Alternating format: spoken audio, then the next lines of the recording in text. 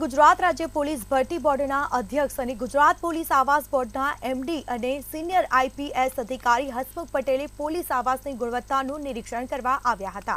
ત્યારે હસમુખ પટેલે કહ્યું હતું કે ગુજરાત રાજ્ય પોલીસ ભરતી બોર્ડ 12,000 લોકરક્ષક અને 500 પોલીસ સબ ઇન્સ્પેક્ટરની ભરતી કરવા જઈ રહ્યું છે અને વધુમાં જણાવ્યું કે હાલ ફોર્મ ચકાસણી થઈ રહી છે।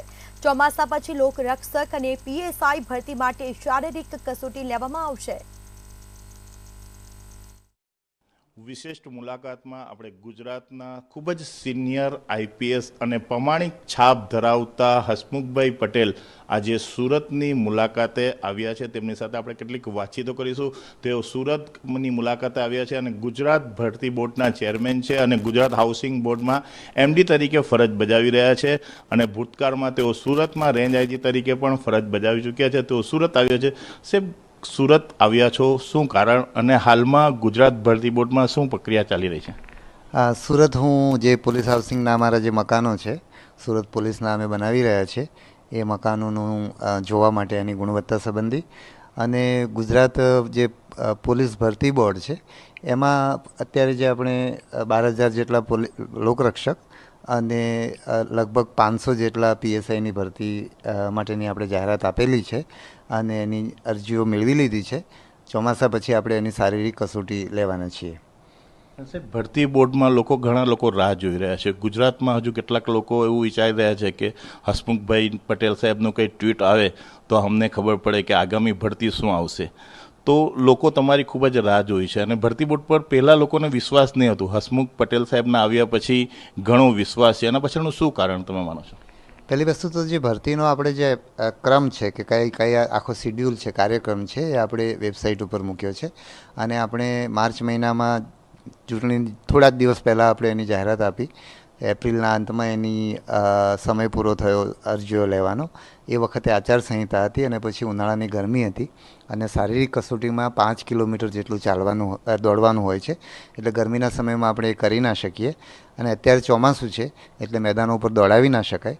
એટલે ચોમાસું પૂરું થશે એટલે આપણે શારીરિક કસોટી લઈશું અને શારીરિક કસોટી પૂરી થાય એટલે તરત જ આપણે લેખિત પરીક્ષા લેવાના છીએ। તમે જે વિશ્વાસનો વાત કર્યો તો ગુજરાત પોલીસમાં પારદર્શક ભરતી પ્રક્રિયા 2010થી શરૂ થઈ અને એ પછી આ 7મી ભરતી છે।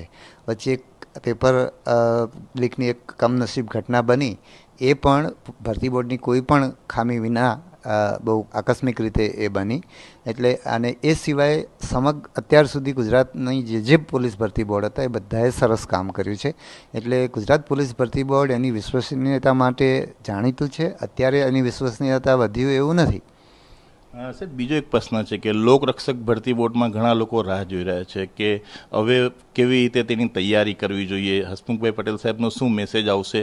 ઘણા લોકો મિસગાઈડ કરે છે વિદ્યાર્થીઓને કે ભાઈ આમ કરવું જોઈએ, આમ આટલી ફીટ આટલા માર્ક્સનું પેપર આવશે, પરંતુ તમારા મેસેજની ઘણા ગુજરાતના લોકરક્ષક ભરતી બોર્ડના વિદ્યાર્થીઓ રાહ જોઈ રહ્યા છે। તમે શું મેસેજ આપવા? એટલે એક તો કોઈ પણ ગેરરીતિથી કે એવી લોકો તમને છેતરવા આવે તો એનાથી તમારે બચવું। એટલે કોઈ એમ કે અમે તમને પૈસા લઈને ભરતી કરાવી દઈશું તો એવું જ્યારે થયું છે ત્યારે લોકોએ પૈસા ગુમાવ્યા છે। એટલે એવી કોઈ વાતમાં પડવું નહીં, એવા ધુતારાઓ ઠગારાઓથી દૂર રહેવું। અત્યારે આપણે શારીરિક કસોટી ચોમાસા પછી કરવાના છીએ એટલે એને ધ્યાનમાં રાખીને 5 કિલોમીટર દોડની અમને તૈયારી કરવાની થાય અને શારીરિક કસોટી પછી લેખિત કસોટી લેવાની છે। એટલે જે અભ્યાસક્રમ આપેલો છે આપણે વિગતવાર ઉમેદવારો ઈચ્છતા હતા કે વિગતવાર અભ્યાસક્રમ આપવો જોઈએ એટલે આપણે વિગતવાર અભ્યાસક્રમ પણ આપ્યો છે। એ અભ્યાસક્રમને ધ્યાનમાં રાખીને સાથે લેખિત પરીક્ષાની પણ એમણે તૈયારી ચાલુ રાખવી જોઈએ। વર્ગ 3ની જે ભરતી કરવામાં આવી રહી છે એમાં પણ લોકોની રાહ જોઈ રહ્યા છે કે વર્ગ 3ની જે ભરતી છે એમાં શું પ્રક્રિયા હોય છે?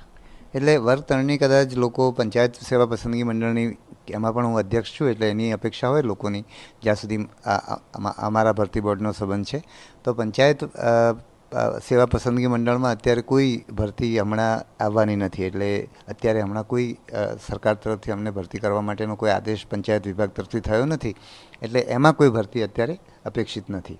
સાહેબ, લોકોને શા માટે એવી ઈચ્છા છે કે સરકારી નોકરી મળવી જોઈએ? તમે જોવો છો કોઈ પણ ભરતી આવે એટલે મોટી સંખ્યામાં લોકો ફોર્મ ભરતા હોય છે। તમે પણ એક સિનિયર આઈપીએસ છો, શું લાગી રહ્યું છે સરકારી નોકરી માટે લોકો આટલા ઈચ્છુક શા માટે છે? એટલે સરકારી નોકરીમાં ઘણી બધી વસ્તુઓ છે. એક તો સિક્યોરિટી છે, બીજું બહુ મોટા ફલક ઉપર કામ કરવાની તક મળતી હોય છે. આ બે કારણો હોઈ શકે. બીજું જે સરકારી ભરતીમાં જે યુવાનો આવે છે એ સામાન્ય રીતે એવા યુવાનો હોય છે કે જેમની પાસે બીજી એવી ડિગ્રીઓ નથી હોતી કે કોર્પોરેટની દુનિયામાં એમને નોકરી મળી શકે. એટલે એમની પાસે એવી ડિગ્રી હોય છે, દાખલા તરીકે BA BCom કે એ પ્રકારનું ભણ્યા હોય, તો એમને જે ખાનગી ક્ષેત્રમાં જે પગાર મળે એ સરકારી ક્ષેત્રમાં જો નોકરી મળે એના કરતાં ઘણો ઓછો હોય છે. કારણ કે એમની પાસે એવી કંઈ એન્જિનિયરિંગની ડિગ્રી નથી. એમની પાસે આ એન્જિનિયરિંગની ડિગ્રી હોય તો એમને કોર્પોરેટ વર્લ્ડમાં સરકારી નોકરી કરતાં વધારે પગાર મળે. પણ એમની પાસે એવી ડિગ્રી ન હોવાના કારણે એમને આર્થિક રીતે પગારની વાત કરીએ તો પણ મને લાગે છે કે સરકારી નોકરી એમને સૌથી વધારે પગાર આપનારી નોકરી છે, એટલે પણ આવતા હશે એવું મને લાગે છે. તમારા આવ્યા પછી ગુજરાત પોલીસ હાઉસિંગ બોર્ડમાં ઘણા સુધારા આવ્યા છે.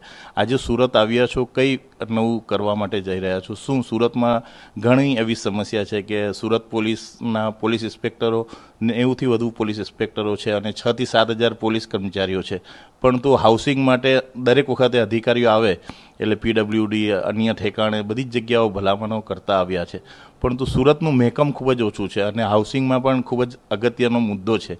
તો તમારા આવ્યા પછી શું સુધારો થશે? એટલે એક તો જે મારા આવ્યા પછી આપણે જે કર્યું એ અત્યારે જે પોલીસના આપણે મકાનો પોલીસના રહેવા માટેના ખાસ કરીને કોન્સ્ટેબલ હેડ કોન્સ્ટેબલના જે મકાનો બનાવીએ છીએ એ માર્કેટમાં જે પ્રકારના મકાનો ઉપલબ્ધ થાય છે એનાથી જરાય ઉતરતી ક્વોલિટીના નથી. આજે તમે પ્રાઇવેટમાં જે ફ્લેટ લેવા જાઓ અને 50-60 લાખ રૂપિયામાં ફ્લેટ મળે એવો ફ્લેટ આપણે બનાવીએ છીએ અને એમાં જરા પણ આપણે કચાસ એમાં જે મટીરિયલ વાપરવાનું છે, બજારની જે ટોપ બ્રાન્ડ છે આપણે વાપરીએ છીએ. દાખલા તરીકે આપણે કલર વાપરીએ છીએ તો એશિયન પેઇન્ટ, બર્જર, ડુલક્સ અને નેરોલેક, આ 4 સ્ટાન્ડર્ડ કંપનીના કલર વાપરીએ છીએ. ટાઇલ્સ પણ આપણે સ્ટાન્ડર્ડ કંપનીની વાપરીએ છીએ.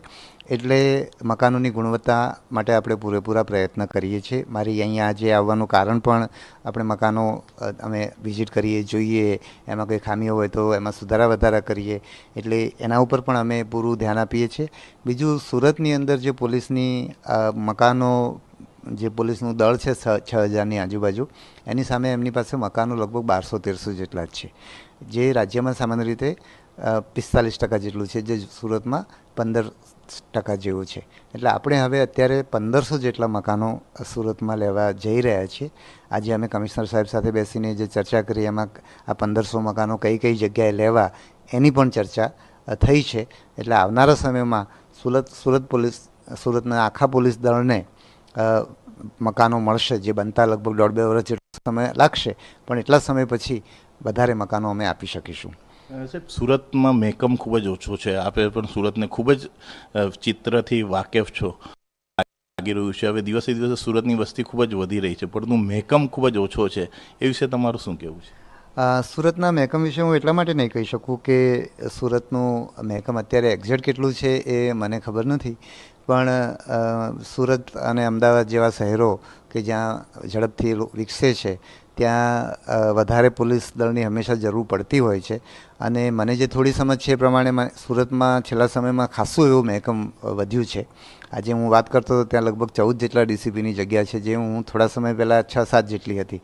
એટલે મને એમ લાગે છે કે સરકાર એ બાબતે જાગૃત છે અને આવનારા સમયમાં પણ સુરતની જે જરૂરિયાત હશે એ પરિપૂર્ણ થશે. પોલીસ પરિવાર માટે તમે હાઉસિંગમાં ખૂબ જ સારી મહેનત કરી છે. ભૂતકાળમાં એવું થતું હતું કે હાઉસિંગ મળે તો 5 વર્ષમાં તો આખી બિલ્ડિંગ ખખડ થઈ જાય. તમારા આવ્યા પછી ઘણા સુધારો થયા છે, પરંતુ LR અને નવા જે ભરતી થઈ રહ્યા છે તેમને હાઉસિંગ માટે શું યોજના નવી લાવી રહ્યા છે? એટલે આપણે મકાનો, મેં જ્યારે આ પોલીસ આવાસ નિગમમાં જોઈન કર્યું ત્યારે આપણે પહેલાં 2 વર્ષમાં લગભગ 11,000 જેટલા, 2-2.5 વર્ષમાં આપણે 11,000 જેટલા મકાનો લીધા. પછી કેટલાક વહીવટી પ્રશ્નો હતા, એના કારણે આપણી પાસે નાણાં પૂરતા હતા, પણ તો આપણે મકાન લઈ શકતા નહોતા. સારી વાત એ છે કે હમણાં છેલ્લા 2-1 મહિના પહેલાં આપણે એ પ્રશ્ન ઉકલી ગયો છે અને ગુજરાતભરમાં લગભગ 3,000 કરોડ રૂપિયાના આપણે મકાનો લઈ રહ્યા છીએ. એમાં સુરત અને અમદાવાદ શહેર એવું છે કે જ્યાં મકાનોની સંખ્યા ઘણી ઓછી છે, એટલે એને આપણે ખાસ પ્રાથમિકતા આપી રહ્યા છીએ. તમારા કમિશનર સાહેબ જ્યારે વડોદરામાં હતા ત્યારે અમે વડોદરામાં 950 જેટલા મકાનો એકસાથે લીધા હતા. અત્યારે સુરતમાં આપણે 1500 જેટલા મકાનો લઈ રહ્યા છીએ, કારણ કે સુરતમાં મકાનો પણ ઓછા છે અને એની સામે મહેકમ વધારે છે. દર્શક મિત્રો, આ હતા સુરતમાં આવેલા આજે પધારેલા ગુજરાતના સિનિયર આઈપીએસ એવા હસમુખભાઈ પટેલ સાહેબ સાથે કેટલીક વાતચીતો કરી. તેમનું કહેવું છે કે આગામી દિવસોમાં ગુજરાત પોલીસની જે બળ વધારવો છે, હાઉસિંગની યોજના છે, તેમાં ઘણા સુધારો થશે અને ભરતી બોર્ડમાં પણ જે વિદ્યાર્થીઓને પડતી મુશ્કેલીઓ છે તેમનો નિકાલ ચોક્કસ આવશે. કેમેરામેન સતીશ પાટીલ સાથે વહાબ બેલી, મંતવ્ય ન્યૂઝ, સુરત.